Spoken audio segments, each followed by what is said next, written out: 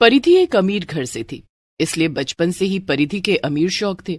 वो हमेशा महंगी चीजें खरीदती और पहनती थी, लेकिन उसकी जिंदगी में मुसीबतें तब आने लगती हैं जब उसकी शादी एक मिडिल क्लास लड़के अमन से हो जाती है।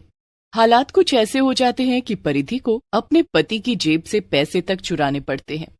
तो आइए देखते हैं कि आखिर क्या होगा पति की जेब से पैसे चुराने वाली बहू के साथ। एक दिन परिधि की एक दोस्त अंशिका उससे मिलने उसके घर आती है। परिधि अंशिका को अपने कमरे में ले जाती है और उससे बातें करने लगती है। मानना पड़ेगा परिधि, भगवान भी क्या क्या करते हैं। नहीं, कहाँ तू इतने बड़े घर में रहती थी और आज खुद को देख, इतने छोटे से घर में गुजारा करना पड़ रहा है। हाँ अंशिका, मैं क्या ही बताऊं। अपने घर में मैं दिन रात पिज्जा खाती थी, हर रोज मजे से शॉपिंग करती थी, रोज पार्टियां करती थी, और यहाँ आकर तो मेरी जिंदगी बर्बाद हो गई है। अरे तो तुझे पार्टी में जाने से किसने रोका परिधि? तो एक काम कर, 2 दिन बाद मैं अपने घर पर एक किट्टी पार्टी कर रही हूँ, तो तू भी आ जा। अच्छा, मगर मेरे पास तो नए कपड़े भी नहीं है, और अगर मैं अमन से पैसों के लिए कहूंगी तो बेमतलब में हमारी लड़ाई हो जाएगी। अरे तो तू अमन से मांगेगी क्यों? तू उसकी जेब से पैसे निकाल लेना, उसे थोड़ी पता चलेगा। पर ये तो चोरी हुई ना अंशिका। अरे भला तू ये कैसी बातें कर रही है परिधि? ये तेरा घर है और अमन तेरा पति, तो उसके सारे पैसे भी तो तेरे ही हुए ना। अब अगर वो सीधे तरीके से नहीं देगा तो तुझे टेढ़े तरीके ही अपनाने पड़ेंगे कि नहीं? इसमें तेरी कोई गलती नहीं है। हाँ तू कह तो एकदम सही रही है अंशिका। ठीक है फिर परसों मिलते हैं तेरी किट्टी पार्टी में, अब तो मैं जरूर आऊंगी। अंशिका परिधि को भड़काकर वापस अपने घर चली जाती है, और शाम को जब अमन सो जाता है तब परिधि अमन की पैंट की जेब से कुछ पैसे निकाल लेती है। वाह, ये तो बड़ा ही आसान काम था। पता नहीं मैंने अभी तक ये क्यों नहीं किया। खैर देर से ही सही, मुझे सही बुद्धि तो आई। पैसे चुराकर परिधि बहुत खुश थी। उन पैसों से उसने अपने लिए नए कपड़े लिए और अंशिका की पार्टी में चली गई। वाह वाह, कितना मजा आ रहा है यहाँ पर। अब जाकर मुझे अपनी पहले वाली जिंदगी वापस मिली है। परिधि पार्टी खत्म होने पर वापस घर आ जाती है। पहली बार में तो अमन पैसे गायब होने पर ज्यादा ध्यान नहीं देता, मगर अब परिधि की पैसे चुराने की बुरी आदत हो गई थी। उसे जब भी कुछ खाने या शॉपिंग करने का मन होता, परिधि चुपके से अपने पति की जेब से पैसे निकाल लेती। एक दिन अमन को परिधि पर शक हो जाता है और वो परिधि से सीधा आकर पूछ लेता है। परिधि, मुझे तुमसे कुछ जरूरी बात करनी है। ओफो, आप देख नहीं रहे कि अभी मुझे ब्यूटी पार्लर जाना है? खैर जल्दी से कहिए क्या बात है। वो पिछले कुछ समय से मेरी जेब से पैसे गायब हो रहे हैं। कहीं तुम तो मेरे पर्स से पैसे नहीं ले रही? ये सुनकर परिधि हड़बड़ा जाती है, लेकिन अपनी गलती मानने की बजाय उल्टा वो जोर जोर से रोना शुरू कर देती है। हे भगवान, क्या दिन देखने पड़ रहे हैं मुझे। अब मेरा पति मेरे ही ऊपर चोरी के इल्जाम लगा रहा है। हाय राम, मैं चोर हूँ, मैं चोर हूँ। आपको मुझ में चोर नजर आता है? अरे अरे परिधि, रोना बंद करो, वरना माँ और चिंकी यहाँ आ जाएगी।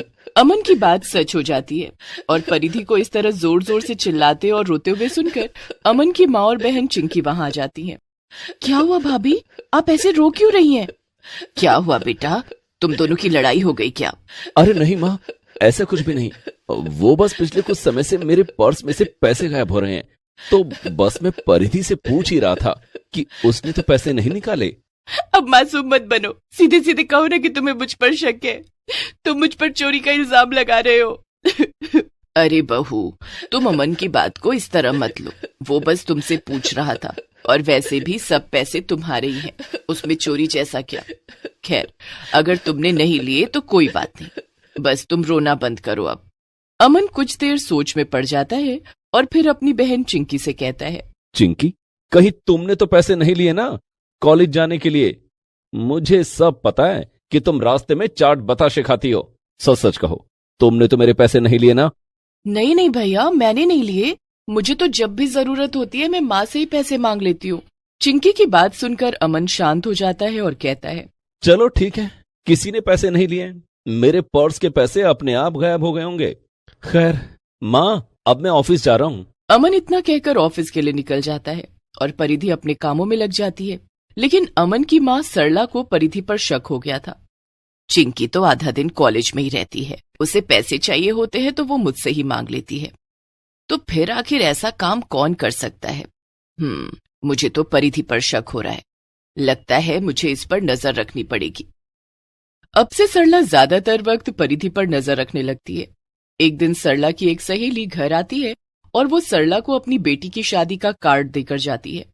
परिधि उस कार्ड को देखकर अपनी सास से पूछती है, माँ जी, ये किसकी शादी का कार्ड है?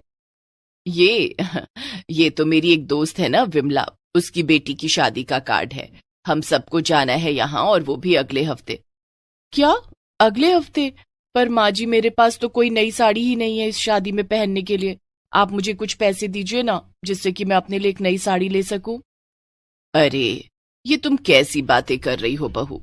कितनी साड़ियां तो हैं तुम्हारे पास, अभी पिछले हफ्ते ही तुमने ली थी। और अगर तुम्हारा मन नहीं वो पहनने का, तो तुम मेरी कोई साड़ी ले लेना। वैसे भी तुम पर तो सब अच्छा लगेगा। सरला की ये बात सुनकर परिधि गुस्से में वहां से उठकर अपने कमरे में चली जाती है। अब शायद मुझे पता चल जाएगा कि परिधि सच में पैसे चुराती है या नहीं। नई साड़ी लेने के लिए परिधि जरूर अमन की जेब से पैसे निकालेगी। अभी जाकर चुपके से उसके कमरे में देखती हूँ। सरला जल्दी से अमन और परिधि के कमरे के बाहर जाती है और अंदर झांक कर देखती है, और जैसा सरला ने सोचा था ठीक वैसे ही होता है। परिधि अमन के टंगे हुए कपड़ों की जेब से पैसे निकाल रही थी। ये देखकर सरला का शक तो यकीन में बदल जाता है, लेकिन अभी भी उसको एक चीज समझ नहीं आ रही थी। वो खुद से बोलती है, अगर मैंने सबको सच बताने की कोशिश की तो ये परिधि फिर से पूरा घर सर पर उठा लेगी। इसके रोने धोने के आगे कोई मेरी बात नहीं मानेगा। नहीं नहीं, मुझे इसे सबके सामने रंगे हाथों पकड़ना होगा, तभी कुछ बात बनेगी। सरला ये सब सोचते हुए अपने कमरे में चली जाती है, और तभी उसे एक तरकीब सूझती है। अरे हाँ, ये तरीका जरूर काम आएगा। अभी बाजार जाती हूँ और उस चीज को लेकर आती हूँ। सरला तुरंत बाजार जाने के लिए निकल जाती है और एक केमिकल लेकर घर आती है। अब मैं कुछ पैसों पर यह केमिकल लगा दूंगी और इन पैसों को अमन के कपड़ों की जेब में रख दूंगी। जो भी इन पैसों को जेब से निकालेगा उसके हाथ नीले रंग से रंग जाएंगे। सरला ठीक ऐसा ही करती है और अपनी अलमारी से कुछ नोट निकालकर उनमें वो केमिकल डाल देती है। इसके बाद सरला उन नोट को अमन के कपड़ों की जेब में डाल देती है। फिर सरला परिधि को आवाज लगाकर उसे बुलाती है। हाँ माँ जी, क्या हुआ? आपने मुझे बुलाया? हाँ परिधि, ये अमन के कपड़े मैं छत से उठाकर लाई हूँ। सुबह मैंने धुल दिए थे। अब इन्हें तय करके तू अलमारी में रख दे। अच्छा ठीक है माँ जी। परिधि अमन के कपड़ों को अपने कमरे में ले जाती है और उन्हें तय करने लगती है कि तभी उसकी नजर कपड़ों की जेब पर पड़ती है। अरे ये क्या, इतने पैसे? जरूर धुलते वक्त माँ जी की नजर से बच गए होंगे। एक काम करती हूँ, इन्हें भी मैं ही रख लेती हूँ। परिधि नोट अपने पास रख लेती है और कपड़े तय करके अलमारी में रख देती है। तभी अमन और चिंकी भी घर आ जाते हैं और सब खाना खाने बैठ जाते हैं। लेकिन केमिकल की वजह से अब तक परिधि का हाथ पूरा नीला हो चुका था। अरे परिधि, ये तुम्हारे हाथों को क्या हुआ? पता नहीं अमन, देखो ना, एकदम नीले पड़ गए हैं और जलन भी बहुत हो रही है। पर ये हुआ कैसे? हम डॉक्टर के पास जाएं क्या? कहीं जाने की जरूरत नहीं है बेटा। परिधि, तुम हाथ पानी से धो लो, ये ठीक हो जाएगा। पर आपको कैसे पता माँ कि ये पानी से ठीक हो जाएगा? बेटा अमन, मैंने तुम्हारी बीवी को रंगे हाथ पकड़ लिया है। देख लो, ये नीला रंग इसके हाथ पर पैसों की चोरी का सबूत है। क्या माँ जी, ये आप क्या कह रही हैं? आप मुझे चोर कह रही हैं? हे भगवान, फिर से वही चोरी का इल्जाम। लगता है कि मुझे वापस अपने मायके चले जाना चाहिए। यहाँ तो सब मुझे चोर समझते हैं। रुक जा बहू, इससे पहले तू अपना रोना फिर से शुरू करे, पहले मुझे मेरी बात पूरी करने दे। अमन, मैंने इसे खुद तेरे कपड़ों की जेब से पैसे चुराते हुए देखा था, मगर मैं जानती थी कि ये ऐसे तो कबूल नहीं करेगी। इसलिए मैंने कुछ नोट में ऐसा केमिकल मिलाया जिसे छूने वाले के हाथ नीले हो जाए। फिर उन नोट को मैंने तेरे कपड़ों की जेब में रख दिया। जब इसने वो पैसे देखे तब इसने उन्हें चुराकर अपने पास रख लिया। यही थी जो इतने दिन से तुम्हारी जेब से पैसे चुरा रही थी। ये सब सुनकर परिधि के होश उड़ जाते हैं। अब वो कुछ कह भी नहीं सकती थी क्योंकि उसका झूठ और चोरी सबके सामने आ गई थी। हे भगवान, परी, मगर तुमने ऐसा क्यों किया? इतनी भी क्या जरूरत आन पड़ी थी तुम्हें कि तुमने अपने ही घर में चोरी की? मुझे माफ कर दो अमन, मुझे मेरी गलती का एहसास हो गया है। मैंने मेरी दोस्त की बातों में आकर सबसे पहले तुम्हारी जेब से पैसे चुराए थे, मगर फिर ये मेरी आदत बन गई। मुझे माफ कर दो, आइंदा ऐसा दोबारा कभी नहीं होगा। बहू, ये तुम्हारा ही घर है और वो तुम्हारे ही पैसे थे। तुम्हें उन्हें चुराने की जरूरत नहीं थी, मगर अब तुम्हें अपनी गलती का एहसास हो गया है, ये अच्छी बात है। मैंने तुम्हें माफ कर दिया है। हाँ परिधि, तुमने माफी मांग ली, यही बहुत है। मैं भी तुम्हें माफ करता हूं, मगर अब ऐसा दोबारा कभी मत करना। ठीक है अमन, मैं दोबारा ऐसा कभी नहीं करूंगी, वादा। ठीक है फिर, अब तो सब अच्छा हो गया ना, अब सब मिलकर खाना खाते हैं। भाई मुझे तो बहुत भूख लग रही है। सब मिलकर खाना खाते हैं और इस दिन के बाद से परिधि कभी भी अमन की जेब से पैसे नहीं चुराती और अपनी सास, पति और ननद के साथ खुशी खुशी अपने ससुराल में रहने लगती है।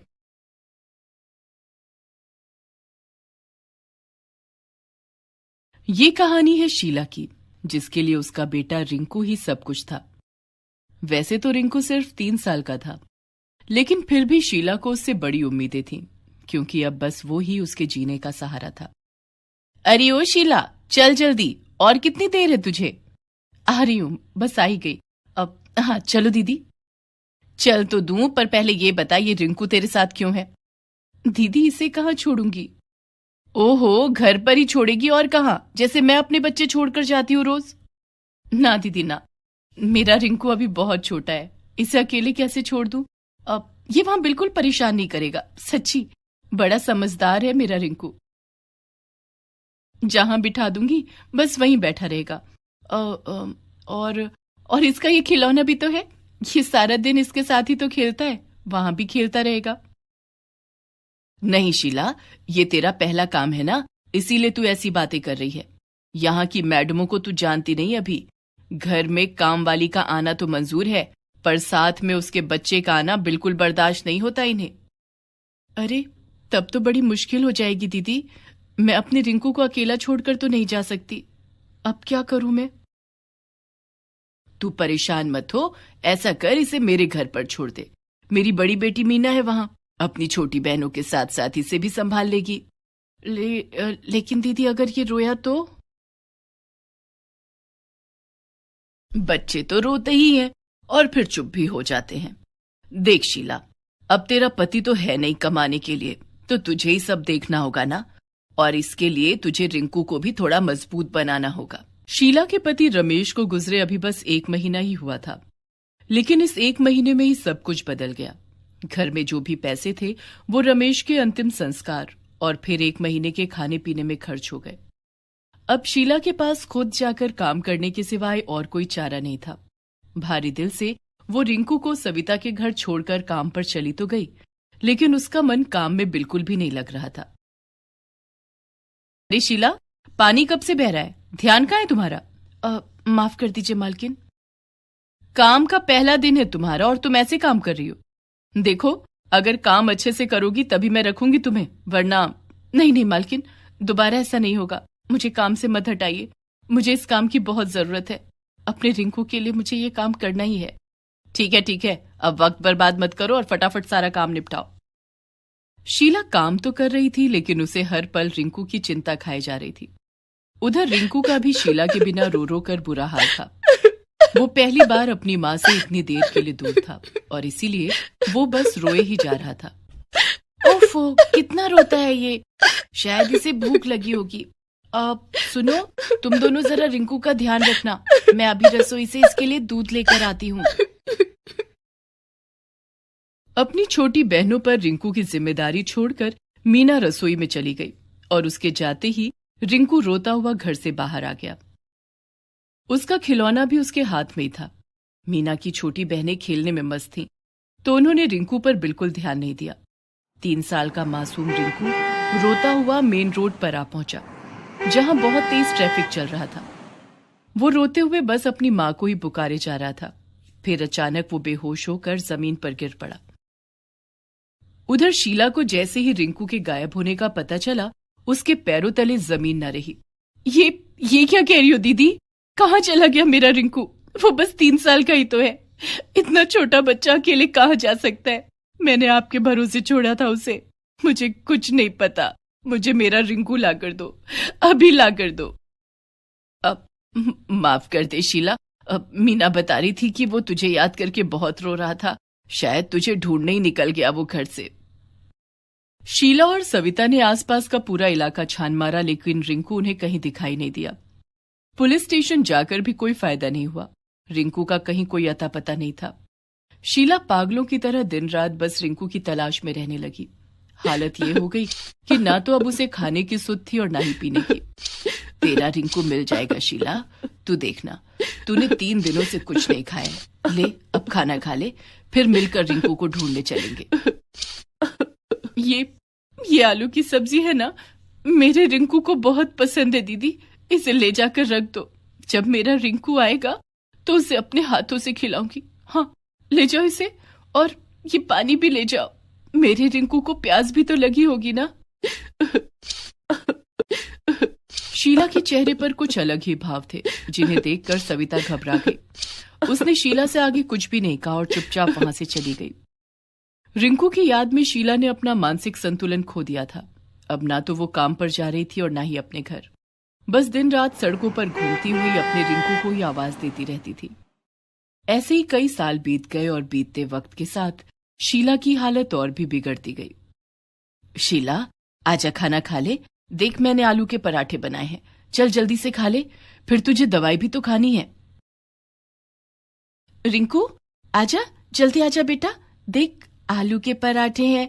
अब अपनी माँ को और परेशान मत कर। रिंकू, ओ रिंकू, देखो ना दीदी कितना बदमाश हो गया है। कब से बुला रही हूं, आता ही नहीं है। पता नहीं कहाँ जाकर छिप गया है। मेरे साथ छुपम छुपाई खेल रहा है। बस कर शीला, बस कर। पूरे 25 साल हो गए हैं रिंकू को गए हुए। होश में आ। तू मान क्यों नहीं लेती कि तेरा रिंकू अब नहीं आएगा, कभी नहीं आएगा वो। क्या दीदी, कुछ भी बोलती हो आप। वो देखो, वो आ गया मेरा रिंकू। आजा बेटा, आ मेरी गोदी में बैठ जा। आजा आजा। शीला को अब भ्रम होने लगा था कि रिंकू उसके साथ है, और ये देखकर सविता बहुत परेशान थी।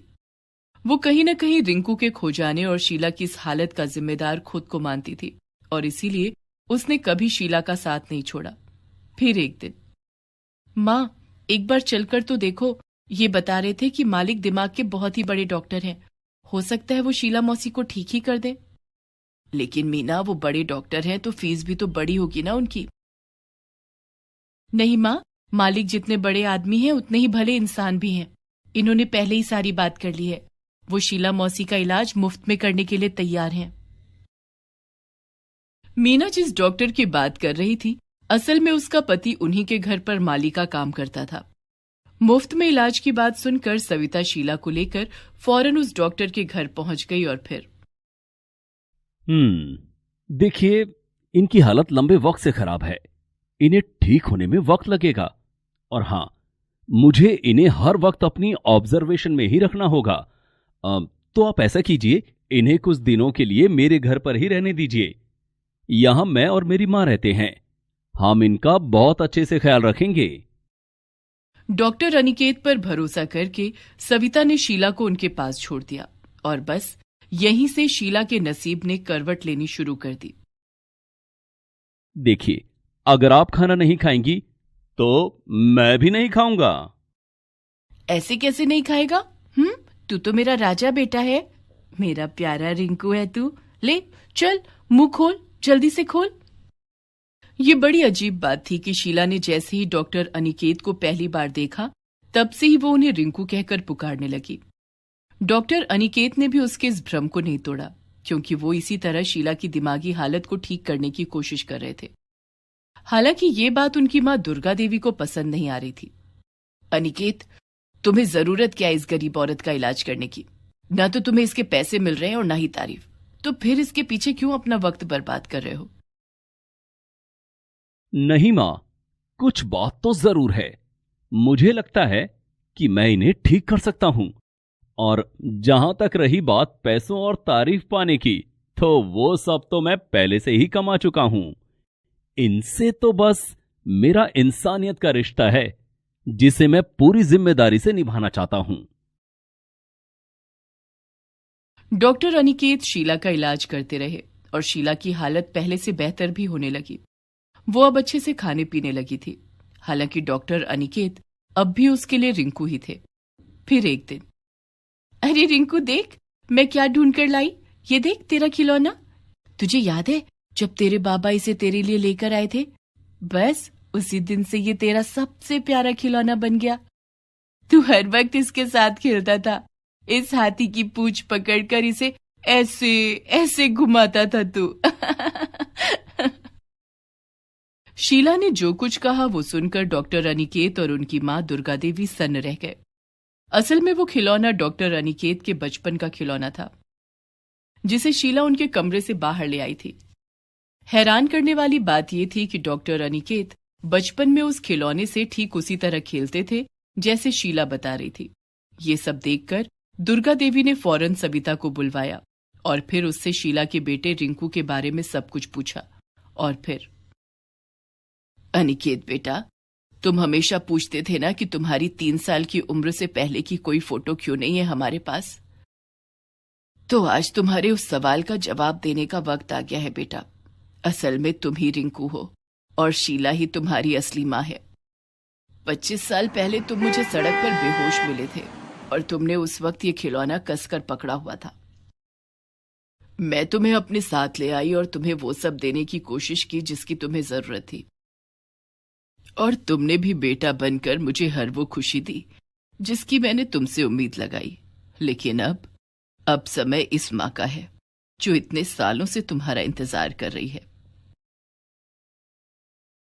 सारी सच्चाई जानने के बाद डॉक्टर अनिकेत की आंखों में आंसू आ गए।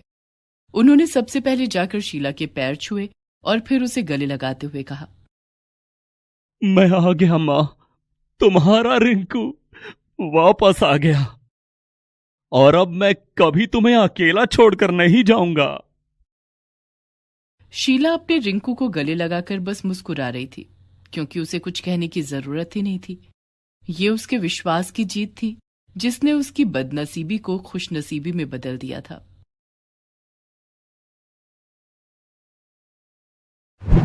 Please subscribe this channel.